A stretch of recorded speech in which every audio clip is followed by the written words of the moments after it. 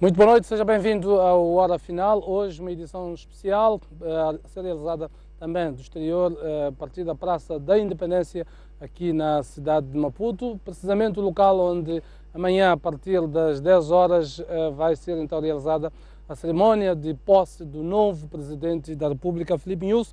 Vai ser então empossado como o terceiro presidente democraticamente eleito em Moçambique, e o quarto da história da República de Moçambique. A cerimónia vai ter lugar então neste palco que já está praticamente composto.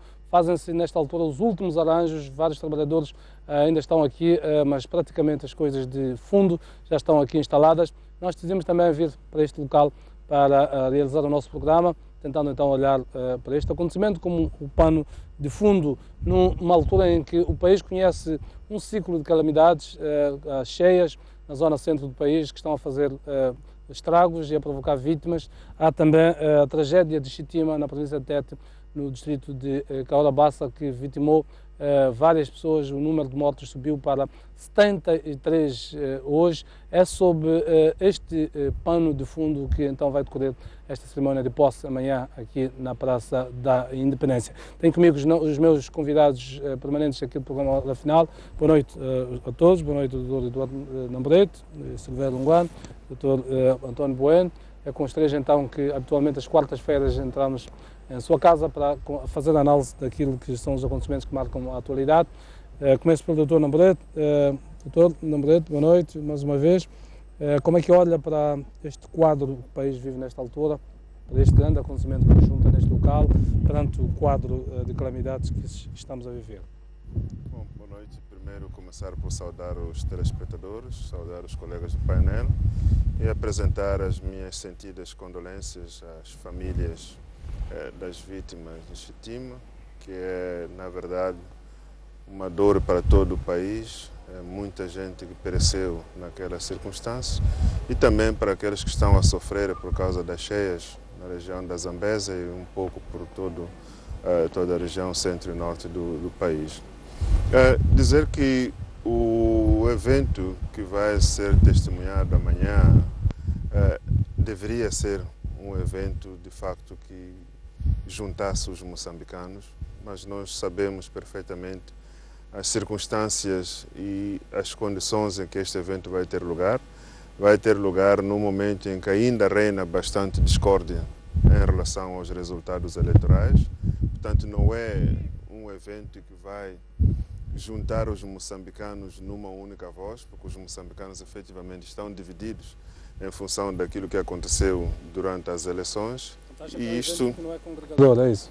Não é congregador, porque efetivamente o que se assiste até hoje é que estamos divididos em relação aos resultados eleitorais. O veredito que foi dado pelo Conselho Constitucional não agradou a todas as partes e o que se esperava é que eventos desta natureza fosse um momento em que todos os moçambicanos se juntam para receber aquele que vai guiar os destinos do país daqui para frente. Infelizmente isto não vai acontecer. Eu tenho a certeza que muitos moçambicanos não vão se sentir representados nesta cerimônia porque efetivamente continua ainda a discordância em relação àquilo que foi anunciado como resultados dos vencedores destas eleições. Portanto, eu acredito que melhor seria se não tivéssemos essas diferenças, em que todos pudéssemos participar neste evento e pudéssemos testemunhar aquilo que efetivamente os moçambicanos decidiram nas urnas no dia 15 de outubro,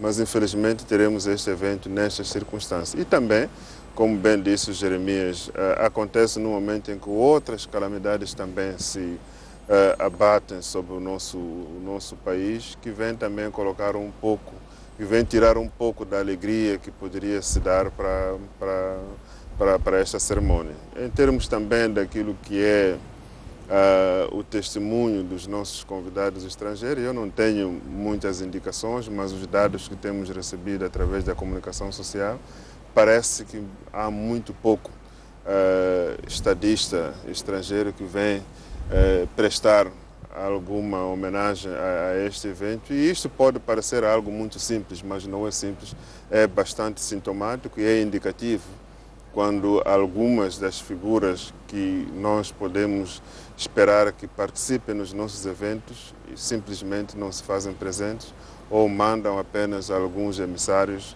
de nível inferior. Isto é sintomático em relação ao peso e ao valor que eles dão a este evento. Portanto, eu acredito que poderíamos ter conseguido ter um desfecho melhor do processo eleitoral e chegarmos a este momento da investidura com as condições melhor criadas para que os moçambicanos, de facto, se sintam mais unidas e celebrem este dia como um dia de unidade.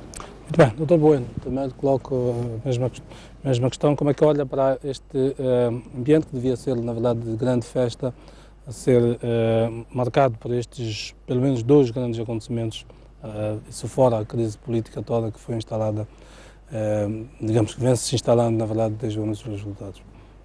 Bem, muito boa noite, caro telespectador, e boa noite, caros painelistas.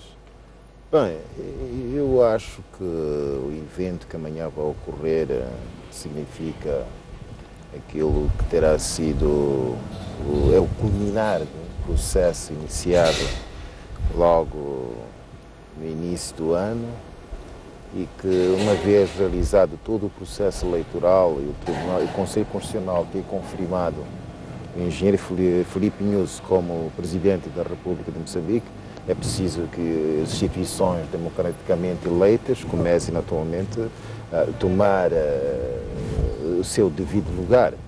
E assistimos a segunda-feira à tomada de posse dos deputados e para dar continuidade à institucionalização do Estado era preciso, naturalmente, torna-se imprescindível que o Presidente confirmado pelo Conselho Constitucional tome posse, e é o que vai acontecer amanhã, para que, de alguma forma, a normalidade institucional possa, naturalmente, ocorrer.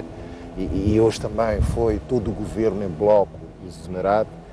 Significa que há toda urgência em garantir que haja governo neste país e que possa, de alguma forma, administrar o país nos próximos 5 anos. É evidente que a situação das cheias que ocorreram em todo o país, e não começou só esta semana, mas as cheias já ocorreram 2, 3 semanas, quando houve também chuva em algumas zonas daqui da cidade e província de Maputo. Isto também, de facto, devia ser um evento, um momento de festa para todos os moçambicanos. E é evidente que as pessoas que sofreram os efeitos das chuvas não poderão conviver de igual forma como as outras pessoas, pelo facto de, atualmente, terem perdido muitos seus haveres e ainda estar numa situação de incerteza relativamente ao que é que será o futuro delas, e também alguns compatriotas nossos, por causa da chuva, estão privados neste momento de energia elétrica na zona norte do país, centro e norte do país, e também não poderão conviver como seria o desejável. Mas também outra questão triste que, de alguma forma, tentará naturalmente ensombrar este evento é, naturalmente, as mortes que ocorreram em Chitima. Uma situação, uma catástrofe sem precedentes, quer dizer, tantas mortes de uma só vez, e o mais grave é que até hoje não se conhecem quais terão sido as reais e verdadeiras causas dessas tantas mortes. Até agora apenas só se especula ou há apenas suposições relativamente ao que é que terá eventualmente acontecido, aguardando nós pacientemente, mas com muita ansiedade que os resultados venham à tona. E quero crer que para os familiares das pessoas perecidas em Chitima também, que deveriam participar na festa como moçambicanos, de alguma forma sentir-se-ão também limitados pela dor e sofrimento decorrente da perda dos seus entes queridos. Mas eu quero crer também, e como bem disse Lambrete, a uma franja da população, principalmente apoiantes da Renamo e do Sr. Afonso Gacama, que não se sentem representados, mas como se deve depreender, o chefe de Estado, o Presidente da República, representa todos os moçambicanos. Podem algumas pessoas, os cidadãos, não se reverem na figura do chefe de Estado, e é perfeitamente normal. Quer dizer, quem eventualmente não confia o seu voto no candidato vencedor pode não se rever no candidato vencedor. A ter sido outro vencedor, também uma franja da população não seria rever no candidato eventualmente Perante vencedor. este quadro, acha que esta cerimónia devia continuar a acontecer amanhã ou poderia ter-se tomado uma decisão diferente de se adiar por alguns dias, como já ouvimos de algumas correntes? Não, é um momento inadiável. Quer dizer, nós temos que ter governo. É que adiar significa que ficamos num país sem governo. num país desgovernado. Isso nós não podemos permitir a isso.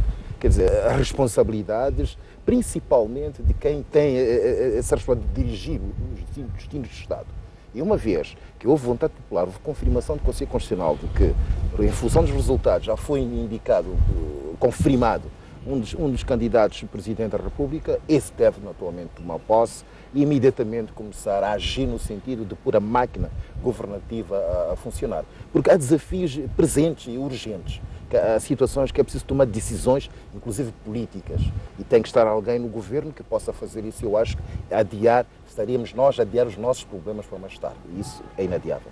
Doutor Silveira Anguano também coloca a mesma questão. Acha que foi uma boa decisão manter esta cerimónia para, não só para amanhã, para toda esta semana, porque já tivemos a posse dos deputados?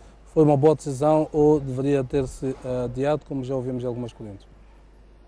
Bom, também começaria por cumprimentar os telespectadores, desejar-lhes uma boa noite e reconhecer que, de fato, esta cerimónia está eivada de uma grande tristeza, porque tem como plano de fundo a morte de 63 pessoas por razões ainda desconhecidas, o que obrigou até o governo a decretar o luto. E é evidente que quando se está em luto não se pode fazer festas ou celebrações, porque ainda estamos efetivamente dentro do luto. Portanto, neste sentido, penso que não é muito oportuno.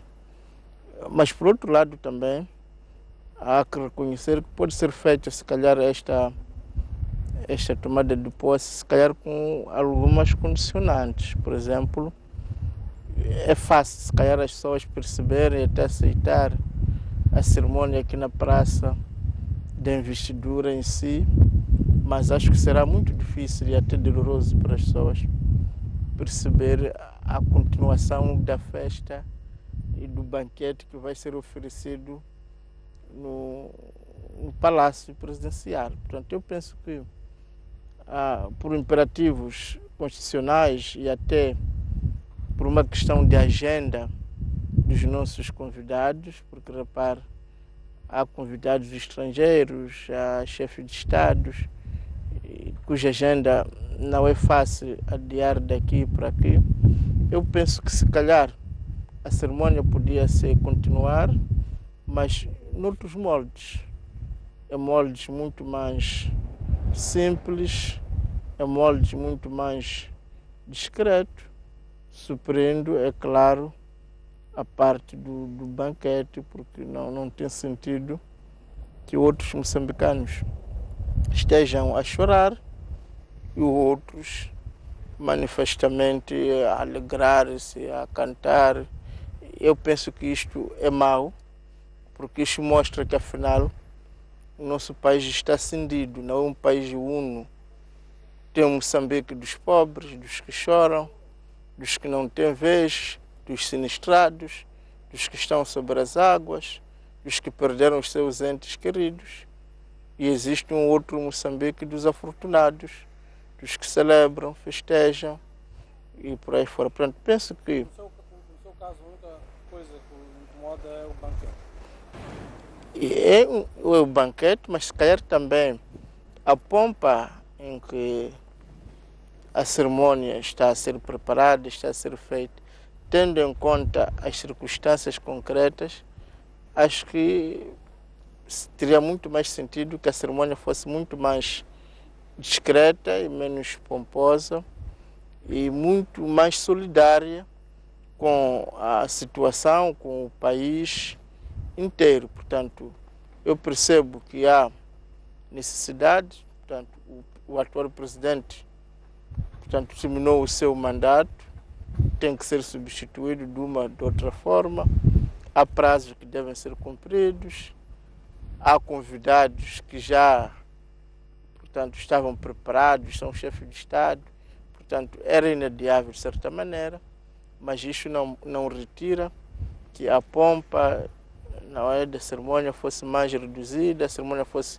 mais discreta e mais consentânea com aquilo que é a situação do país hoje em dia E como um gesto para sinalizar e assinalar este pesar, este sentimento, esta comunhão com a população, se calhar teria sido mais interessante, mais sábio, suprir, por exemplo, a parte do banquete. Penso que, pelo menos eu vejo as coisas neste sentido. Muito bem. Um aspecto. Esclarecer um aspecto. É evidente que o governo decretou luto nacional, mas por 3 dias. Foi início à meia-noite da segunda-feira e termina precisamente à meia-noite de hoje. O luto que tinha sido decretado pelo governo. Portanto, como dizia, a cerimónia já está marcada, vai acontecer amanhã aqui neste mesmo espaço. Portanto, qualquer outra opinião vai ser mesmo uma opinião, não vai ser vinculativa. Vamos olhar para o efeito prático daquilo que vai acontecer amanhã. Vai ser impulsado um novo presidente, que imediatamente, não sabemos quanto tempo, mas vai ter que indicar governo. Já deverá, certamente, nesta altura, estar um rascunho daquilo que é o governo, até porque hoje o presidente Guebuza exonerou toda a sua equipa, não é apenas o governo, portanto, a sua equipa de governação, diríamos assim, o executivo, mas também os governadores provinciais e todos os seus assessores, incluindo, digamos, a sua própria secretária. O que significa que o derradeiro ato do consulado de Armando Guebuza vai consumar-se amanhã com a sua, digamos, quando ele próprio entregar o martelo ao seu sucessor, que é Filipe Nyusi. A partir de amanhã vamos ter então um novo presidente, eventualmente um novo governo, seguramente até o final de semana um novo governo. Eu vou começar pelo Dr. Namboreto. Que projeções que faz daquilo que vai suceder? Que tipo de governo é que acha que deveria sair, portanto, já nestes próximos dias com Filipe Nyusi? Bom, eu acho que, olhando para o percurso dos últimos meses ou dos últimos anos da nossa história, em que estão marcados por várias confrontações. E como eu dizia antes, este momento devia ser um momento em que, chegados à altura de tomada de posse, todos os outros problemas políticos deviam já estar sanados. Portanto, o presidente que vai ser empossado amanhã, ele tem essa responsabilidade de começar por procurar restabelecer também a paz e a tranquilidade no país. Porque, efetivamente... Acha que devia negociar a formação do governo, não é isso? Essa é que devia ser a melhor opção, porque não consigo ver uma outra alternativa de trazer as diferentes posições para estarem mais próximos, senão por uma via negocial. A única forma de aproximar as diferenças é através de uma negociação que pode, efetivamente, não satisfazendo em 100% as partes, mas pelo menos aproxima as partes. E este é um caminho que eu acredito. Mas mesmo tendo sido confirmado pelo Conselho Constitucional, que é um órgão jurisdicional, no caso vertente? Bom, nós conhecemos perfeitamente a composição do Conselho Constitucional, que é fundamentalmente um órgão do Partido Frelimo. Isto não há grandes dúvidas quanto a isso. O presidente do Conselho Constitucional é um quadro sênior do Partido Frelimo, um antigo deputado da Assembleia da República do Partido Frelimo. Portanto, não há dúvida nenhuma de qual é a ligação do Conselho Constitucional com o Partido Frelimo. Portanto, a decisão que o Conselho Constitucional tomou, fora de ser uma decisão tomada por um órgão competente, a forma e os argumentos que foram apresentados para a validação desses resultados, mesmo com evidências claras de existência de fraude, ausência de documentos comprovativos de que efetivamente os votos que foram atribuídos ao candidato do Partido Frelimo são os votos que foram dados pelo povo, o Conselho Constitucional seguiu o caminho e validou esses resultados. Portanto, não há muita credibilidade nesta posição, primeiro pela forma como o próprio órgão é composto, também pela forma como ignorou uma série de evidências que não só foram apresentadas pelos partidos políticos, mas pelas organizações da sociedade civil, a comunicação social.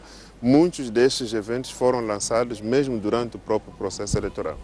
Portanto, este novo presidente, ele entra neste emaranhado de problemas e que um dos primeiros atos que ele deve tomar é, de facto, procurar caminhos de apaziguar ou aproximar as diferenças. Nós já tivemos há poucos dias, a tomada de posse dos deputados da Assembleia da República. O que aconteceu naquela sessão, de facto, não dignifica Moçambique. Nós vimos uma Casa do Povo à metade. Uma metade do povo estava representada, a outra metade do povo não estava representada. E a imagem, para quem viu... E essa foi a melhor decisão, na sua opinião, da Renamo, não impulsar os seus deputados?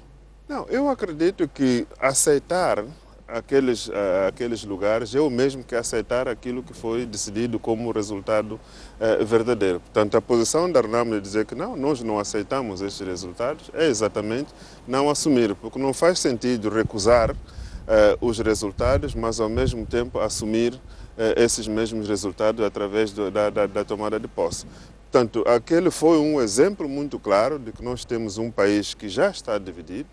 A Casa do Povo, onde todos os moçambicanos deveriam estar representados, nós temos metade dos moçambicanos que não estão lá representados e poderá perdurar por algum tempo esta ausência de uma parte dos moçambicanos a sua representação na Assembleia da República, enquanto não se encontrar aqui os pontos de interseção para que efetivamente o país volte a se unir. E este é um principal desafio que eu acho que o novo presidente que vai ser empossado amanhã vai ter que trabalhar no sentido de aproximar as posições para que efetivamente o país ande, porque não vamos nos enganar, o país não está bem.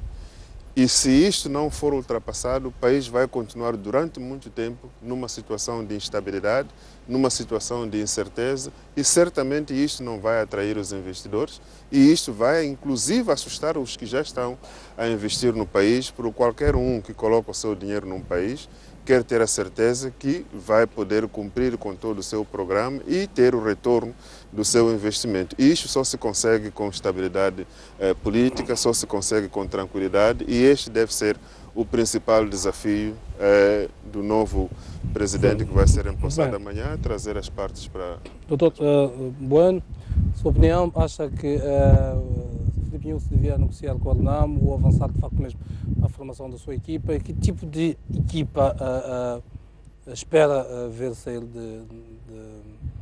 nestes próximos dias? Bem, eu... Leia-se equipa governamental, né? Sou de opinião que, é claro, caberá a ele, e ele não está numa situação confortável logo que amanhã tomar posse, porque terá dossiês muito sensíveis que terá que imediatamente decidir sobre eles, e agora atualmente passa por estabelecer prioridades e saber eventualmente, entre as diversas urgências que existem, quais é que merecem maior prioridade. E me parece a mim que a situação de calamidade que está ocorrendo por causa das chuvas deve imediatamente colher a atenção dele logo nos primeiros momentos, para começar a montar uma máquina que possa efetivamente dar soluções concretas a esse problema, para minimizar o sofrimento do povo.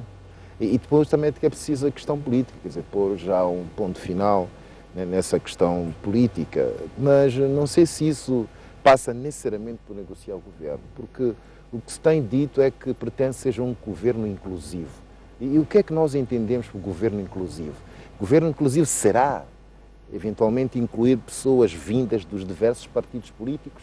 O governo inclusivo significa não só convidar para o governo pessoas provindas do partido vencedor, mas incluir cidadãos, naturalmente, que têm demonstrado mérito e por essa qualidade podem, de alguma forma, fazer parte do governo. De alguma maneira, Filipe Nunes já desmistificou isso.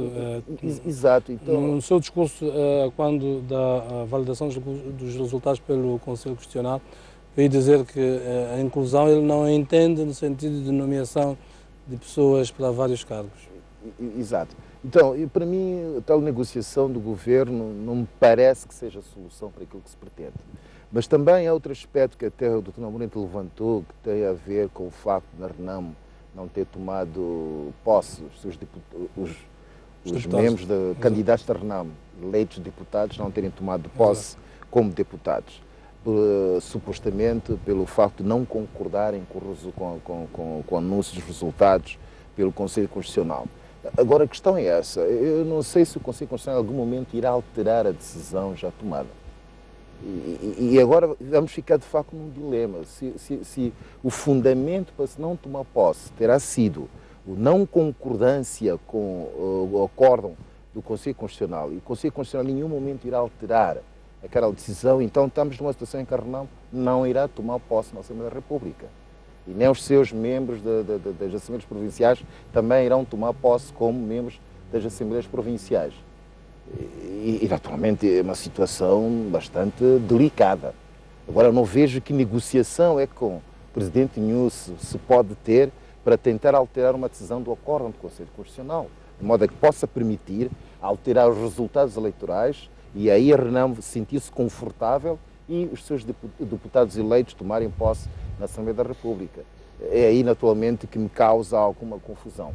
Mas eu acho que pressionar o Presidente quase que a negociar com quem quer que seja para formar governo, quer dizer, nós logo a partir estamos a envolvê-lo numa situação de ter que gerir diversas pessoas, não só provindas desta da Renamo, necessidade de ter eventualmente seus membros no governo, mas também há outros setores da sociedade que também têm expectativas fortes de que desta vez terão alguém que vai representar a nível do governo. Deixemos o homem, ele é que foi eleito, e a última responsabilidade cabe a ele.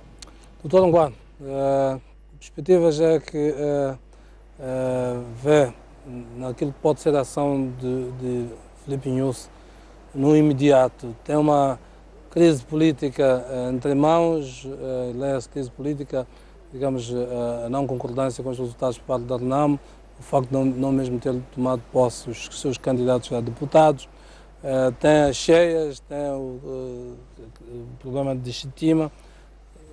Quais é que devem ser, digamos, os assuntos que preencham a agenda inicial do futuro Presidente da República?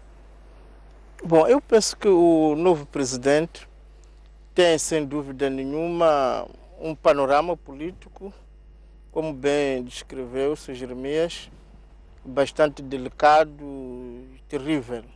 Portanto, é uma herança dramática, sem dúvida nenhuma, porque temos o país dividido fisicamente, portanto, a partir que a estrada nacional número 1 que liga todo o país tem vários cortes, e não pequenos cortes, e quedas de pontes, significa que o país, neste momento, pelo menos via terrestre, não comunica. Significa que com o apagão que está a se verificar no norte e centro do país, dentro de dias não haverá comunicações via telemóvel, não haverá praticamente nem meios de comunicação a funcionar de uma forma coerente. Portanto, um país que não comunica. É um país que, sem dúvida nenhuma, foi abatido por uma grande tragédia que mostra também da incapacidade que temos de prever em certos... Portanto, há este pano de fundo dramático que o novo presidente vai herdar, mas também há oportunidades. E acredito que a conjugação dessas oportunidades com esses desafios é que pode mostrar que tipo de homem nós temos imediatamente. Digo isto porque... Que tipo de ação é que espera que ele tome imediatamente? Exato, é aí onde eu vou. Portanto, eu queria começar com o seu ponto de fundo, que repare que é a primeira vez na história de Moçambique que temos um presidente do norte de Moçambique, o que não deixa de ser histórico, porque se a unidade era feita em outros moldes, este aspecto certamente é novo e é uma grande oportunidade, sem dúvida, porque já dissipa-se um problema, uma divisão social, étnica, desconfiança tribal que pairava e pairou durante muito tempo.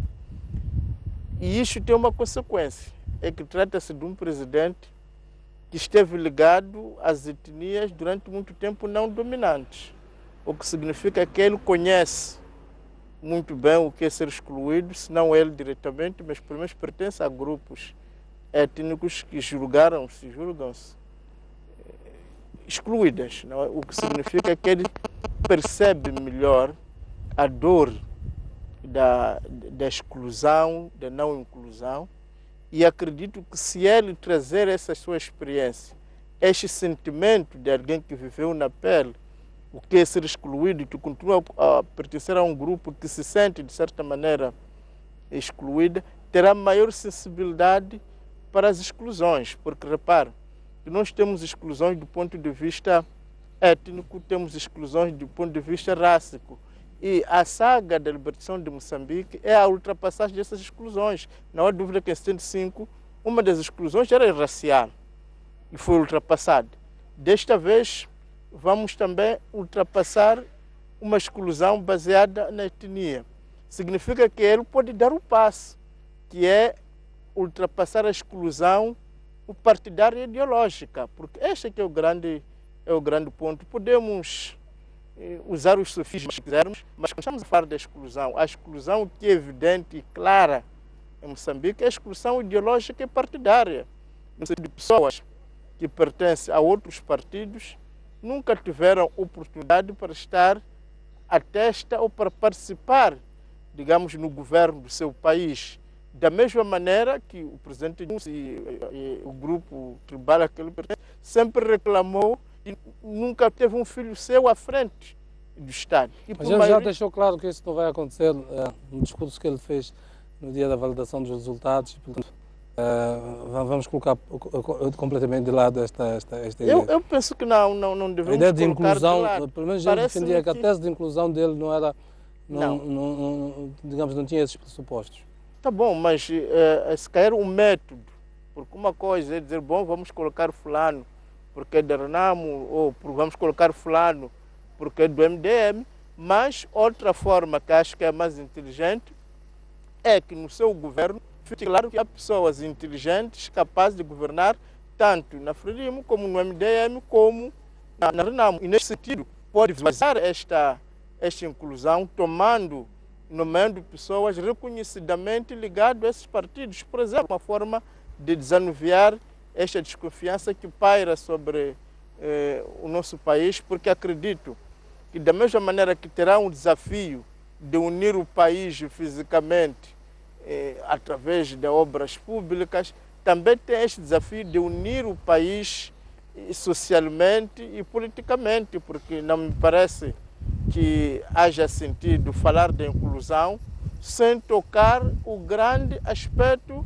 da exclusão que vivemos na época. Da mesma maneira que até hoje não fazia sentido falar da inclusão, da unidade nacional, da igualdade, sem que outras tribos não dominantes também estivessem à testa do Estado. Portanto, o que está aqui em causa é qual é a fórmula que ele vai usar, mas parece-me óbvio que ele é obrigado, portanto, a sua criatividade e inteligência vai ser provada e será considerado bem-sucedido se conseguir nos provar que, afinal de contas, ser do MDM, ser da Renamo, ser da Frelimo, não é relevante para estar à testa de um ministério, para estar à testa de uma província, mas que o que conta mesmo é a sua capacidade. E isto só pode ser possível se haver pessoas e rostos ligados a esse movimento. Da mesma maneira que hoje se diz que a unidade nacional do ponto de vista tribal está feita porque temos alguém refado de norte, que é presidente. Exato. Eu perguntava que tipo de perfil do governo cada um de vocês espera, doutor Nobledo. Bom, eu acho que o desafio que se tem neste momento, seguindo um pouco na linha do Dr. Rongwano, que sempre se colocou na cabeça das pessoas que as únicas pessoas que podem governar em Moçambique são pessoas filiadas ao Partido Frelimo. Esta foi a ideia preconcebida que o tempo também foi lapidando esta ideia desde o tempo do Partido Único, e que, portanto, só existia um único partido e que só as pessoas deste partido é que poderiam estar na frente da governação do país. Mas a realidade democrática, a realidade multipartidária, mostrou que, efetivamente, o país não pertence a um único partido político e que os moçambicanos não se sentem representados apenas por um único partido político. E os resultados eleitorais têm mostrado isto, que em várias regiões do país há várias sensibilidades, há vários sentidos de representação por parte da população. Esta figura toda, esta imagem toda, ela deve estar refletida ao nível do sistema de governação, ao nível do processo de governação. Portanto, nitidamente acha que Filipe Inhosso deve chamar pessoas de outros partidos para a sua equipa de governação? Eu acredito que se ele quiser fazer fé àquilo que o povo disse, é exatamente isso que ele deveria fazer. Porque efetivamente o que o povo disse foi: nós não estamos todos num único partido. Províncias onde o povo disse claramente em que partido é que eles confiam, em que partido é que eles acham que podem se sentir melhor governados. E seria um contrassenso ignorar toda essa expressão popular, esta mensagem popular, e colocar outras ideias na cabeça. Isso pode até criar alguma convulsão das pessoas se sentir rejeitarem estas mesmas pessoas que foram colocadas à frente para dizer, porque eles vão dizer: nós não escolhemos este, nós escolhemos outros, e por que estão a nos colocar estas pessoas para nos governar? Portanto, eu acho que uma posição inteligente do novo presidente, sem querer aqui lhe dar ordens nem recomendações, seria ler o que o povo disse durante as eleições e procurar formar o seu governo tendo isto em mente. Porque é isto que efetivamente vai apaziguar as almas, é isto que vai trazer os moçambicanos cada vez mais juntos, é isto que vai fazer a força motriz que este país precisa para poder rapidamente avançar e sair na situação de pobreza em que se encontra neste momento. Mas se prevalecer o pensamento de que os únicos que podem governar este país, os únicos que podem participar no processo de governação, são aqueles que são do Partido Frelimo ou que pertencem ao Partido Frelimo, certamente que os moçambicanos que não se sentem representados pelo Partido Frelimo, esses não vão estar motivados, não vão estar engajados e estarão à margem de todas as iniciativas que este governo puder lançar. Portanto, eu acho que é extremamente arriscado ignorarmos a mensagem que o povo lançou no dia da votação e continua lançando mesmo depois do anúncio dos resultados. Seria extremamente arriscado o presidente tomar qualquer tipo de iniciativa sem tomar em conta esses sinais. Muito bem, nesta altura já está a chover aqui na Praça da Independência, de alguma maneira dificultando. Vou-lhe pedir que perfil do governo é que acha que deve ter Inhosso. Eu perguntava, vou-lhe pedir a opinião relativamente a estas duas opiniões, a estes dois posicionamentos de que devem incluir pessoas de outros partidos, mas também relativamente ao perfil. Vimos com o presidente Chissano foi um perfil mais tecnocratas, com o presidente Guebuza mais de políticos, de facto, conheço. Bem, primeiro talvez chamar a atenção ao Carnão Moreto, que é relativamente ao fato dele entender que o povo pode não se achar bem representado no governo. É que o povo já se acha bem representado na Assembleia da República. É aí o fórum próprio onde o povo de facto exerce o poder através dos seus mandatários, só que infelizmente uns não tomaram posse e nesse caso de facto o povo não está representado na Casa do Povo. Agora, relativamente ao perfil do governo do presidente Inhosso, eu acho que temos que recuar aos tempos em que de um governo tecnocrata, um governo que está obrigado principalmente a dar continuidade àquelas obras já efetuadas no mandato do presidente Guebuza. E os desafios são enormes, principalmente gerir as expectativas que vêm, os enormes desafios a que o país, já não de descoberta, mas agora já da fase da exploração dos hidrocarbonetos. E também que os enormes desafios a que o país está sujeito, acima de tudo, é superar aquilo que terão sido as obras efetuadas neste governo que vai estar a cessar. Isso não vai ser fácil e deve-se fazer acompanhado de pessoas dotadas de elevado nível, naturalmente profissional, uma competência acima quase da média, e pessoas que possam efetivamente fazer a diferença. Que possam também, não pessoas desligadas daquilo que é a realidade social. Tem estar permanentemente em interação com aquilo que são os anseios, as expectativas da sociedade, de modo a que a cada momento possam efetivamente dar vazão àquilo que são as necessidades de governados. Porque o que importa a nós é que sejamos bem governados. E para sermos bem governados, temos de ter muito bem governantes, muito bons governantes. E isto, naturalmente, e as opções são enormes. Tão enormes porque, diferentemente daquilo que Chissano teve na altura, quer dizer, o leque de opções no tempo de Chissano era limitada. Guebuza também pode ter crescido um pouco, mas hoje o Inhosso, de facto, tem um leque enorme de opção de fazer acontecer as coisas como todo mundo almeja que aconteça neste país. Muito bem, eu queria agradecer a vossa presença aqui. Vamos mesmo ter que interromper o programa porque as condições climatéricas não são das melhores, tem estado a chover e vamos lá rezar para que pelo menos amanhã aqui não chova, porque vai ser de facto muito perturbador se de facto chover durante o dia da manhã aqui na Praça da Independência. Quero agradecer então a vossa presença. Pode ser uma bênção. Pois. Chuva na nossa realidade tem interpretações diversas, desde que não seja um dilúvio. Mas quero agradecer então a vossa presença, aos nossos telespectadores também, agradecer a presença, tempo muito curto, dá certo, mas amanhã voltamos a encontrar, a partir das 6 horas vamos então ter uma emissão aqui a acompanhar todas as incidências da cerimónia de tomada de posse aqui, a partir da Praça da Independência. Um prazer ter-vos aí, então até daqui a algumas horas aqui, a partir daqui da Praça da Independência. Boa noite.